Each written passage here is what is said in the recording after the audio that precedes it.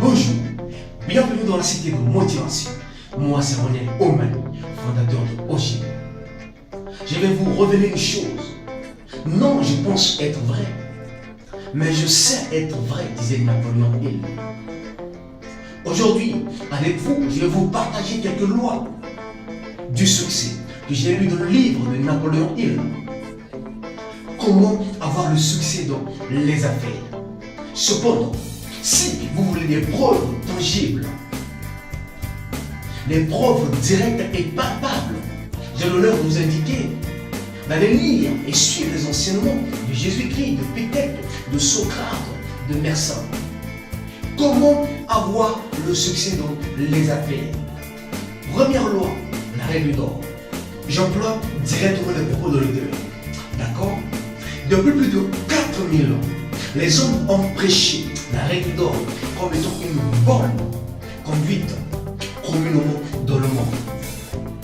Mais ils ont ignoré le vrai sens de ce commandement universel. Et ils ont également ignoré la loi sur laquelle est basée cette loi.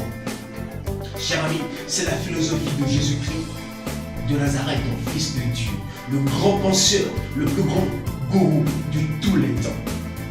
Je vous parle de la Bible, du livre d'actualité. Pour réussir, personne n'échappera à cette règle. Cependant, plusieurs personnes définissent l'amour selon leur perception des choses et du monde. Et c'est dommage. Deuxième loi, le plus grand changement de mentalité. Oh, le changement de mentalité, c'est grave. Il serait mieux de temps en temps de mesurer notre niveau de changement de mentalité, là où nous en sommes, pour voir si nous avons une bonne mentalité.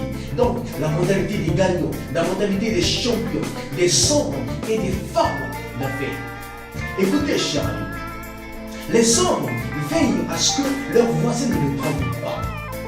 Mais il viendra un jour où les hommes veilleront à ne pas tromper leurs voisins. C'est alors tout ira bien et nous allons connaître le plus grand changement de mentalité de l'histoire. Peut-être je ne serai plus en vie, mais je crois en ce 21e siècle. Troisième loi, la prière. Chers amis, ce monde a son propriétaire que vous voulez entendre ou croire. Il existe et il vous aime. Priez cet homme, priez ce propriétaire de ce monde et il vous répondra. Il répondra à vos besoins. Voulez-vous réussir dans la vie? Voulez-vous réussir dans les affaires? Alors priez. Il est impossible de réussir dans les affaires sans l'aide de la prière. Ne vous y trompez pas. Je dis bien, il est impossible d'atteindre le succès sans l'aide de la prière. Je répète, il est impossible. Je reformule, il est irréel. Il n'est pas envisageable d'atteindre le succès sans l'aide de la prière. À cette époque où nous en sommes, que la plupart des gens se préoccupent à l'accumulation des richesses et d'autres par la plus simple raison d'exister. Mais on a oublié le pouvoir fervent de la prière. Je ne dis pas que vous deviez utiliser la prière comme un moyen immédiat pour résoudre vos problèmes, mais une obligation. Car sans Dieu, on ne réussira pas. Non, vous ne pouvez pas réussir sans l'aide de la prière.